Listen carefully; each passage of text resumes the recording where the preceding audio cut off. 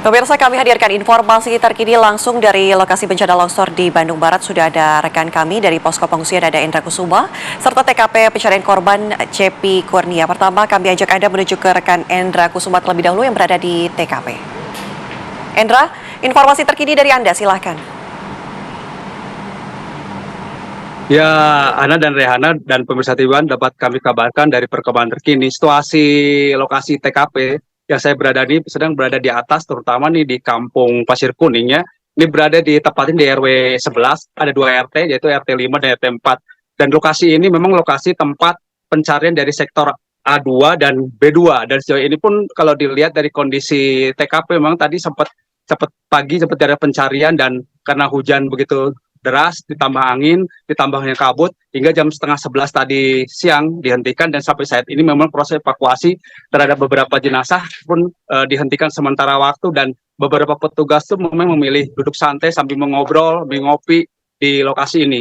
Dan dapat ketahui juga, Ana, di lokasi RW 11, RW 54, 54 ini memang kalau kondisi pemukiman warga ini ada sekitar 1.500 jiwa atau rumah yang berada di kawasan ini memang sudah ditinggalkan oleh warganya dan sebagian besar pun ada yang masih tinggal di sini untuk menunggu beberapa barang berharganya dan itu pun memang membuat mereka pun memang ada rasa kekhawatiran dan was-was karena jarak di antara kampung ini memang sekitar 20 meter ini memang sudah terjadi lintasan material tanah dan selain dampak ke pemukiman warga dari sebagian warga pun memang di kawasan ini memang banyak yang beternak sapi dan kambing itu pun ternyata kena imbasnya dan membuat beberapa kambing dan sapi pun sapi pun pada terbawa arus material dan ini pun membuat kerugian beberapa warga memang cukup mengeluhkan karena kondisinya memang cukup memprihatinkan dan selain kehilangan beberapa ternak beberapa perkebunan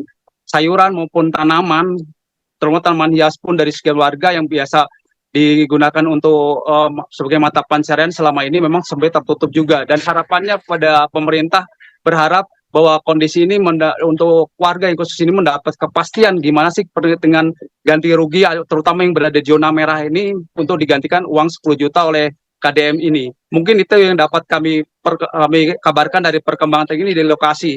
Ana dan Rehana. Endra, bagaimana dengan langkah pencegahan yang ada di sana? Apakah masyarakat ini sudah diberikan pemberitahuan?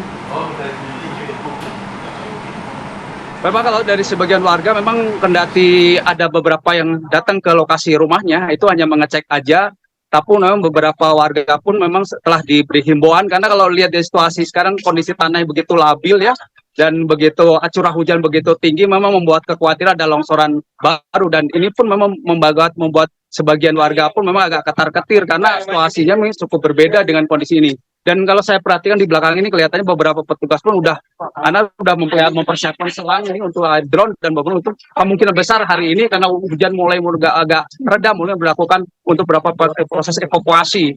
Mungkin itu, Ana. Baik. Selanjutnya kami ajak Anda pemirsa mengupdate informasi terkini langsung dari Posko Tim DVI. Sudah ada rekan kami Cepi Kurnia. Cepi, informasi terkini sudahkah ada korban yang berhasil diidentifikasi? Ya, baik Ana dan Rehana, staf pemirsa TV1. Siang ini saya sedang berada di Posko DPI Polda Jawa Barat. Memang untuk saat ini belum ada kantong jenazah yang diterima oleh tim DPI, namun data kemarin pada pencarian hari keempat itu sekitar dari hari pertama sampai hari keempat itu totalnya 50 kantong jenazah dan sudah berhasil diidentifikasi 34 kantong jenazah dan 30 diserahkan kepada pihak keluarga. Dan saat ini memang di belakang saya juga para keluarga korban sedang melakukan pencocokan data dan bersama saya ada Kasubdid dari Barreskrim Polri Brigjen Muhammad Sudi. Pak, bisa dijelaskan terkait dengan situasi dan saat ini, Pak? Ya, kami menggabungkan sebagai tim gabungan dari DVI. Kami dari identifikasi merupakan bagian dari tim DVI. Sampai saat ini di Posportem kami menerima 50 kantong jenazah. Kemudian dari 50 tersebut sudah berhasil diidentifikasi melalui perbandingan sidik jari yang sudah dikonfirmasi dengan data gigi, kemudian juga properti dan ciri-ciri khusus sebanyak 34. Ada sisanya itu lagi sedang proses, mudah-mudahan sebentar lagi atau hari ini akan menambah jumlah kantong jenazah yang bisa kita identifikasi, dan sampai kemarin juga sudah langsung diserahkan kepada keluarganya. Adapun metode kami dari tim identifikasi, yaitu setelah menerima kantong kami langsung melihat, tentu saja kemampuan kami bisa mengidentifikasi melalui iris, melalui wajah dan sidik jari. Tetapi kondisi jenazah saat ini rata-rata iris dan wajahnya sudah tidak bisa dilakukan identifikasi melalui wajah dan iris, sehingga andalan kami adalah dengan sidik jari. Tapi alhamdulillah sampai saat ini semua sidik jari masih bisa kita periksa, langsung kita bandingkan secara manual, dan kita bisa meyakini dan meyakinkan secara saintifik bahwa identitas yang bersangkutan. Siap, terima kasih. Ya, terima kasih sama-sama. Dirjen Pol Mas Yudi.